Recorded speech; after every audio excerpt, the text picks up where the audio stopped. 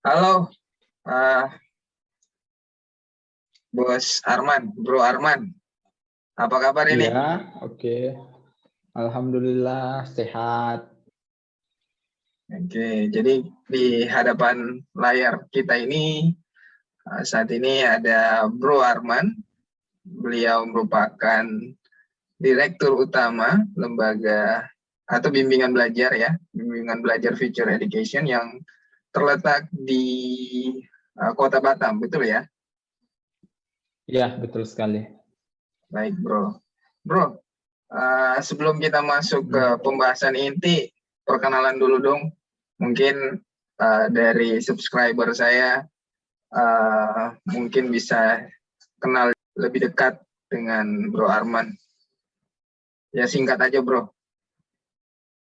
Oke, perkenalkan nama saya Mustawarman, bisa dipanggil Arman. Kebetulan saya putra daerah Batam, SD sampai SMA di Batam, kemudian melanjutkan perguruan tinggi untuk strata 1 di Makassar, di UIN Alauddin Makassar, kemudian melanjutkan S2 di Universitas Gadjah Mada, konsentrasi ilmu fisika. Oke, mungkin saya rasa cukup ya perkenalan. Ya. Nah, hingga saat ini aktif di dunia entrepreneurship atau sebagai bisnismen. Oke. Awal mulanya terjun ke dunia entrepreneur itu seperti apa ya? Karena saya tahu ini Bro Arman ini boleh dikata pendidikan yang cukup tinggi ya, sempat mengenyam pendidikan master di Universitas Gadjah Mada, dan saat ini biasanya kalau lulusan S2 ya biasa kerja di perusahaan besar, kemudian juga kerja sebagai PNS maupun dosen. Kenapa memilih berwirausaha, Bro? Oke, awal mulanya jadi setelah saya lulus dari UGM itu tahun 2015, saya sempat menjadi seorang dosen, sempat menjadi seorang pengajar juga, menjadi guru, menjadi tutor. Namun pada akhirnya jadi pada momen itu saya sempat menjalani dua, gitu. Jadi saya menjalani bisnis saya juga menjalani profesi sebagai seorang dosen. Namun sampailah pada satu titik saya harus memilih karena saya memiliki keterbatasan waktu, keterbatasan tenaga, dan akhirnya saya pilih untuk fight di dunia bisnismen, di dunia entrepreneurship, dan perlahan untuk fokus di situ, seperti itu. Baik, jadi sebenarnya apa yang membuat ketertarikan di dunia entrepreneurship itu, khususnya di dunia pendidikan? Apa memang sebelum kuliah memang sudah ada niat, sudah ada cita-cita, seperti apa, Bro? Lebih kepada ya, kalau berbicara ketertarikan, setiap orang pasti punya cita-cita ingin punya bisnis sendiri gitu kan. Kita nggak munafik, setiap orang pasti ada keinginan itu. Cuman berbicara mau atau tidak kita mengambil atau fight di situ. Nah, saya berada pada posisi basic saya pendidikan, hari ini saya merasa saya punya pengalaman, kebetulan juga saya adalah pengajar bimbel, saya punya pengalaman di situ, akhirnya saya ambil itu dan mulai itu. Seperti itu sih. Berarti baik, berarti berawal dari ketertarikan dan juga background pendidikan Kak Arman sendiri ya. Karena begini Kak, satu poin lagi, bisnis itu akan lebih mudah ketika background kita mendukung seperti itu. Kita bisa saja mendirikan bisnis ini, bisnis itu, tapi ketika background kita itu mendukung dan sinkron, itu agak lebih mudah kita jalannya. Oke, itu, Kak. Nice. Nah, ini yang agak seru nih, ya lebih. Ini intinya nih. Apa sih yang membuat perbedaan atau unique selling point apa yang FE atau Future Education tawarkan dibandingkan bimbingan belajar yang lain?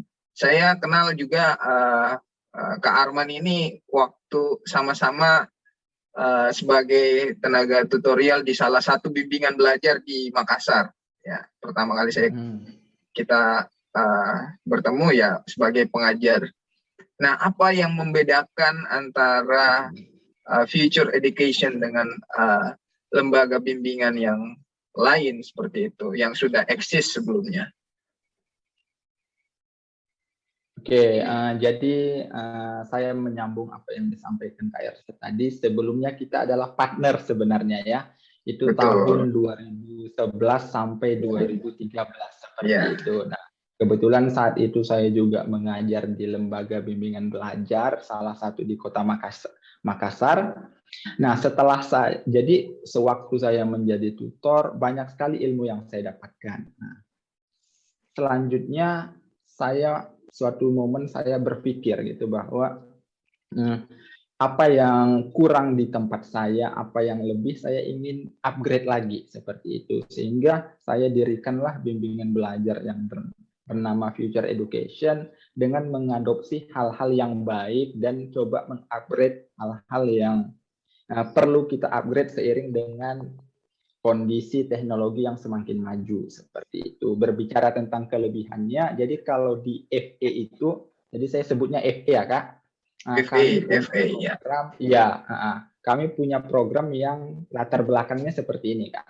Jadi ketika kita mengajar sekitar 15 siswa dalam satu kelas, pasti kita tidak bisa pungkiri ada 1-2 orang yang nggak paham gitu. Apakah itu masalah ibaratnya kecerdasan bawaan mereka, apakah itu mereka ada masalah eksternal di luar kelas, pasti selalu ada itu. Nah, saya punya solusi terkait bagaimana untuk mentaktisi hal-hal itu dengan membuat suatu program. Banyak situ programnya, ada program additional learning, ada program midnight learning, seperti itu. Additional learning itu lebih kepada tambahan untuk mentaktisi hal-hal yang saya ceritakan tadi, seperti itu sih Kak. Namun secara keseluruhan ya semua bimbel bisa dibilang memiliki ciri-ciri dan khas yang bisa dibilang mirip seperti itu. Semua bimbel baik seperti itu. Hanya saja lebih kepada foundernya aja mau dibawa kemana ini bimbel gitu. Oke, kita sudah mengetahui juga banyak bimbel-bimbel yang dulunya besar ya, namanya ya yang sudah ada cabang di seluruh Indonesia dan memiliki permasalahannya masing-masing dan mungkin saja masih timbul tenggelam saat ini namanya gitu. Bagaimana FA dalam hal ini bisa mempertahankan khususnya di daerah Batam itu sendiri? Bagaimana saudara Arman, Bro Arman itu bisa menjaga FA agar tetap eksis di Kota Batam? Oke, pertanyaan yang menarik. Saya coba ceritakan berdasarkan apa yang saya alami ya, Kak Irsyad. Jadi kemarin pas COVID, jadi COVID itu salah satu ujian banget untuk kami yang aktif di dunia entrepreneur seperti itu. Di COVID kemarin saya banyak kehilangan orang-orang kepercayaan, artinya mereka memilih resign karena kondisi finansial yang nggak stabil. Kehilangan aset juga iya, cuman satu yang apa itu motivasi seperti itu. Sampai saya katakan ke tim saya, kita bisa saja kehilangan materi, tapi hari ini saya mau di tim inti kita jangan sampai kehilangan motivasi untuk terus menjadi lebih baik dan motivasi untuk mempertahankan apa yang sudah kita bangun. Seperti itu. Selanjutnya yang menjadikan masalah itu adalah bahan untuk evaluasi dan menjadi lebih baik ke depan. Saya rasa hal paling dasar itu adalah mindset, seperti itu. Ceritakan Bro, tadi menyambung terkait kendala pada saat COVID ya. Itu terjadi disrupsi besar-besaran ya terhadap dunia nyata ya, baik di dunia pendidikan, di dunia industri, manufaktur dan lain-lain ya, termasuk dunia pendidikan gitu. Karena memang adanya PPKM dan bagaimana kendala itu bisa diselesaikan, bisa ditangani oleh FA sebagai lembaga bimbingan belajar yang memang basic utamanya adalah pertemuan antar siswa dan mentor. Sementara pertemuan itu ada barrier atau ada keterbatasan. Bagaimana FE bisa menghadapi hal tersebut? Oke, kalau untuk berarti secara apa ya, ibaratnya keberlangsungan bimbel kami gitu ya pada saat kondisi COVID kemarin, jadi kami mentaktisi dengan cara membuat kelas Zoom, jadi kami bagi seperti itu, ada yang untuk kelas offline namun terbatas dari segi jumlah, dari intensitas antara online dan offline juga kita coba kombinasikan seperti itu. Yang jelas kita tetap menaati peraturan pemerintah untuk menjaga protokol kesehatan dan lain-lain seperti itu. Seperti itu sih Kak Irsan. Berarti tetap istilahnya menggunakan teknologi sebagai jembatan untuk menghadapi disrupsi ini ya, sama seperti dengan benar sekali Kak Irsan. dinas-dinas yang lain gitu. Iya. Menarik. Karena kan ibaratnya satu hal juga yang saya sangat ibaratnya menjadi titik poin pada permasalahan COVID-19 kemarin. Jadi di mana bahwa kami suka atau tidak suka, bisa atau tidak bisa, kami harus bisa untuk masuk ke dalam dunia teknologi. Kami harus bisa untuk survive dalam dunia teknologi. Seperti itu sih Kak Irsan. Baik. Oke, kembali lagi kita bahas tentang masalah pendidikan ya. Sekarang ini Menteri Pendidikan kita yang baru, Mas Menteri Nadiem Makarim itu sudah mencanangkan Merdeka Belajar ya. Istilahnya ada disrupsi di dalam kurikulum dunia pendidikan kita. Di mana juga sebelumnya sudah dihapuskan ujian nasional, kemudian juga saya nggak tahu masuk perguruan tinggi ini sekarang seleksinya seperti apa ya. Karena ujian nasional itu tidak diadakan. Sehingga memang ada beberapa perubahan-perubahan signifikan yang mana targetnya itu, bimbingan belajar itu mempersiapkan hal tersebut, tetapi dihilangkan. Misalnya ujian nasional tadi, dulunya ada ujian nasional, sekarang tidak ada ujian nasional. Padahal bisnis pendidikan itu atau dunia bimbingan belajar itu, kita mempersiapkan diri untuk mengikuti ujian nasional misalnya. Bagaimana pandangan Bro Arman terkait hal ini?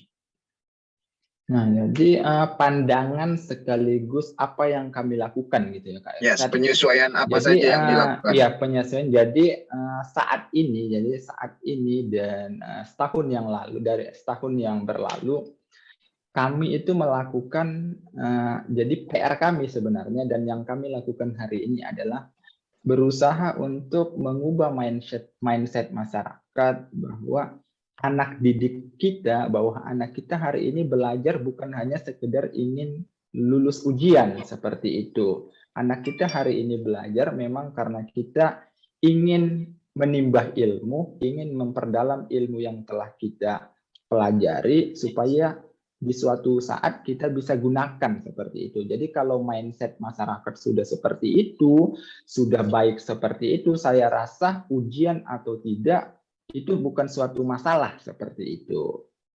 Kalau untuk terkait ujian nasional tadi. Tapi kalau untuk SBMPTN kayak untuk SMA ke perguruan tinggi itu kan jalur masuknya ada SNMPTN, SBMPTN dan jalur mandiri. Jadi tetap kalau untuk tingkat SMA itu mereka sudah bisa dibilang PR kita tidak terlalu berat lagi karena mereka tetap memiliki mindset bagaimana untuk lolos di perguruan tinggi negeri, dan untuk masuk ke perguruan tinggi negeri itu ada seleksi yang sangat ketat seperti itu. Yang mungkin menjadi PR besar kami yang memberikan pola pikir yang baik kepada masyarakat, kepada orang tua bahwa tujuan kita belajar bukan sekedar ingin lulus ujian nasional sebenarnya. Dan itu juga sinkron dengan apa yang dicanangkan oleh Menteri Pendidikan kita hari ini gitu. Bagaimana kita merdeka belajar tidak sekedar menyelesaikan ujian tapi membuat suatu proyek salah satu proyek di bidang pendidikan itu yang sedang banyak diterapkan saat kurikulum merdeka ini. Menarik ya, karena memang saat ini banyak perubahan yang cukup signifikan di dunia pendidikan kita, terutama pendidikan menengah, ya, di mana ada ujian nasional dihapuskan, kemudian juga perubahan mengenai kurikulum. Itu apakah di sekolah itu, setahu Bro Arman, apa ya, asesmen terkait apa ya, kompetensi dan segala macam itu ini ya, Mas, udah berlaku ya asesmen itu? Ya, jadi untuk saat sekarang ini, jadi untuk terkait kurikulum merdeka ya, kalau untuk di Kota Batam sendiri tidak semua sekolah tidak semua sekolah menggunakan kurikulum merdeka untuk siswa barunya, artinya kelas 10 SMA. Hanya sekolah-sekolah yang siap saja yang dapat menggunakan itu. Jadi pemerintah pun sebenarnya lebih kepada fleksibel, menyesuaikan dengan kondisi kabupaten atau kota di setiap provinsi itu. Jadi kalau di Batam itu sudah ada 2 sekolah yang menggunakan kurikulum merdeka. Tapi itu pun hanya kelas 10. Kelas 11 dan 12-nya tetap menggunakan kurikulum sebelumnya, yaitu kurikulum 2013. Seperti itu. Oke. Kalau di zaman kita ya, dulu itu kita kepengen masuk di, misalnya kita SD ya, kita mau masuk di SMP favorit, kita mau masuk di SMA favorit. Sekarang kan di sistemnya zonasi ya, jadi nggak ada lagi yang namanya sekolah unggulan, nggak ada lagi yang terkotak-kotakan seperti itu gitu. Jadi bagaimana FE berkontribusi dalam meningkatkan kualitas pendidikan daripada siswa-siswi itu dengan sistem zonasi seperti ini? Apakah pandangan Bro Arman tentang zonasi dulu deh, kira-kira itu gimana pandangan Bro Arman?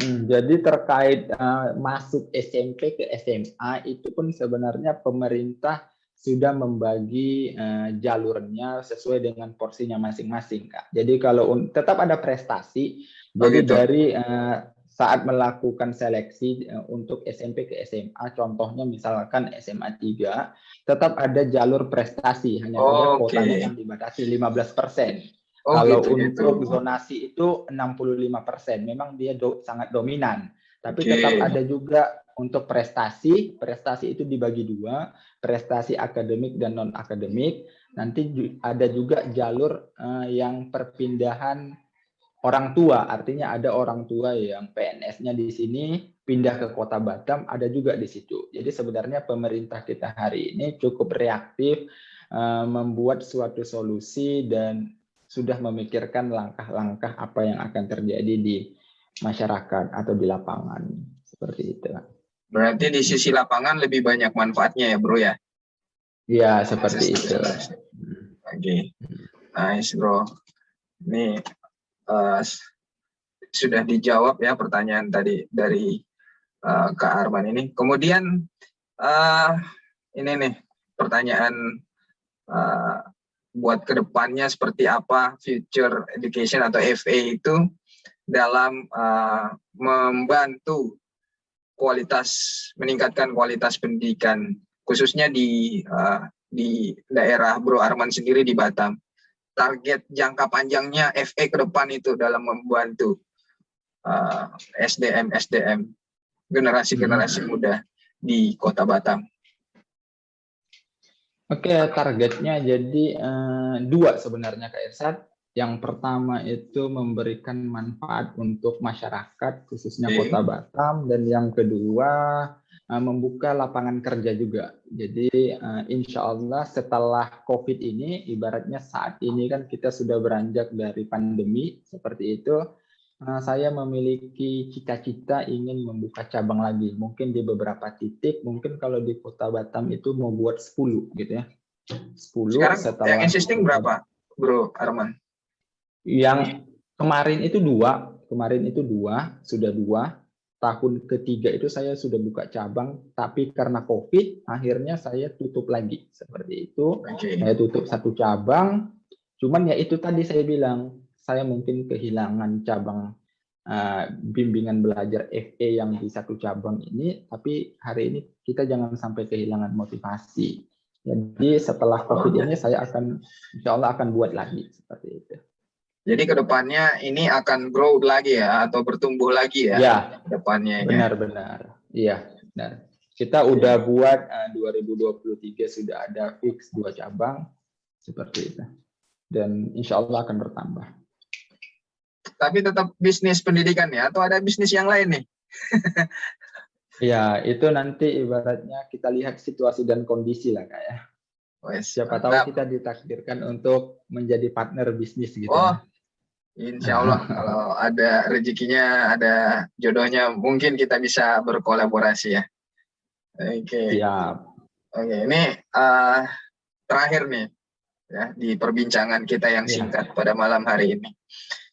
Pesan atau inspirasi untuk teman-teman yang sempat menyimak di channel saya ini, inspirasi untuk anak muda untuk berani berwirausaha. Kira-kira ada pesan yang mau disampaikan Bro Arman untuk memacu teman-teman ini bisa masuk ke dunia entrepreneur, karena sangat jarang ya sekarang anak muda ya pengennya kerja di startup, pengen kerja di PNS ya. Mungkin zamannya udah berbeda kali ya sekarang, tapi kebanyakan memang fresh graduate itu ingin bekerja di sebuah perusahaan dan ragu untuk membuka usaha. Kira-kira inspirasi dari ataupun tips lah dari Bro Arman atau apalah dari Bro Arman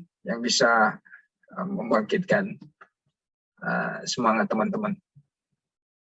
Apalagi saat pandemi ini ya, banyak yang kehilangan pekerjaan. Mungkin Bro Arman bisa kasih insight sedikit. Oke, ini kalau dari saya yang pertama, hidup itu kan pilihan ya. Saya pun sempat menjadi seorang pegawai setelah lulus itu kurang lebih 1 tahun. Setelah itu saya memutuskan untuk terjun ke dunia bisnis. Berbicara tentang bisnis begini Kak sebenarnya. Ketika ada anak muda lulus dan sekalipun dia sudah kerja yang mapan lah, anggaplah PNS, pasti tetap ada terbersit untuk pengen bisnis. Saya yakin itu. Pasti tetap ada keinginan aku pengen bisnis ini nih. Cuman pertanyaannya tidak semua orang berani memulai. Jadi kuncinya yang pertama sebenarnya adalah mulai aja dulu. Jadi ketika Anda melihat peluang bisnis atau ketika Anda memiliki ide, hal yang sulit itu adalah memulai. Kita kadang terlalu banyak, bagaimana kalau begini, bagaimana kalau begini, bagaimana kalau begini, bagaimana kalau rugi, bagaimana kalau partner kita seperti ini. Nah, itu yang sulit sebenarnya. Jadi kuncinya yang pertama mulai aja dulu. Terus yang kedua, untuk yang hari ini belum terjun ke dunia entrepreneur, kalian harus tahu bahwa ketika kalian sudah memulai bisnis itu, ketika niat kalian baik adalah ingin membantu masyarakat, ingin memberikan nilai-nilai atau pengabdian kepada masyarakat, baik itu apapun itulah ya bisnis. Ketika niat Anda sudah baik, Anda akan dibantu oleh Tuhan gitu. Tuhan akan menunjukkan, oh ternyata saya mengambil langkah ini kurang tepat. Tuhan akan menunjukkan caranya. Nah kalau kita belum coba, kita belum mulai bisnis itu, kita belum tahu seperti itu. Seringkali kami yang sudah menjalani di dunia bisnis, kami sering berkata pada diri sendiri bahwa sebenarnya kami juga enggak pintar-pintar amat. Kami banyak dibantu oleh Tuhan. Tuhan menunjukkan ini, menunjukkan itu, seperti itu. Hal-hal yang dapat membuat kita lebih baik lah selanjutnya. Selanjutnya setelah memulai bisnis, pasti akan ada banyak masalah. Bisnis apapun itu pasti kita akan menghadapi banyak masalah. Nah, mindset-nya harus diperbaiki bahwa masalah itu harus menjadikan kita pribadi dan harus menjadikan bisnis kita lebih strong lagi. Dalam hal ini lebih baik. Saya rasa 3 itu aja kuncinya, nggak usah terlalu banyak dulu. 3 itu aja kuncinya dari saya. Semoga teman-teman yang hari ini yang masih sekedar ide, masih sekedar wacana, bisa mulai aja dulu seperti itu. Lebih baik lagi kalau bisnis yang Anda tekuni itu Anda memiliki background atau yang sinkron dengan apa yang Anda akan jalani. Seperti itu. Baik, was menarik sekali perbincangan kita malam hari ini. Singkat, padat, dan penuh gizi. Jadi yang saya yang saya ambil tadi cukup menarik, mulai aja dulu. Kemudian yang kedua, bisnis yang sesuai dengan background kita atau keahlian kita atau kemampuan yang ahli di kita ya, pengetahuan yang cukup di kita ya. Baik. Which is bisa bermula dari ketertarikan dan background kita ya. Iya benar. Seperti itu. Ketika itu sudah matang, baru kita ya coba untuk belajar bagaimana sih kalau bisnis F&B gitu, bagaimana sih kalau bisnis ini, ya tetap dasarnya kita harus punya ilmunya dulu, seperti itu. Dari situlah kita akan lebih mudah menjalani bisnis itu, seperti itu. Baik, was cukup menarik perbincangan kita. Memang kalau yang sudah menerjuni bisnis terlebih dahulu memang faktanya sesuai dengan apa yang disampaikan. Jadi menarik ya rekan-rekan, semoga bisa menjadi inspirasi walaupun cuma beberapa menit perbincangan kita. Mungkin jika ada waktu nanti kita berbincang hal yang lain mungkin di luar pendidikan yang misalnya yang terkait dengan hal-hal yang ada di sekitar kita. Mungkin itu saja, Bro Arman. Give applause to Direktur Bimbingan Belajar FA Education. Semoga makin sukses dan semakin lancar usahanya. Terima kasih doanya Kak Irsa. Ya, dan semoga nanti kita bisa berpartner ya. Amin. Siap. Saya tunggu ya. Oke, terima kasih banyak atas inspirasinya. Sampai jumpa di video berikutnya. Terima kasih. Baik, sama-sama.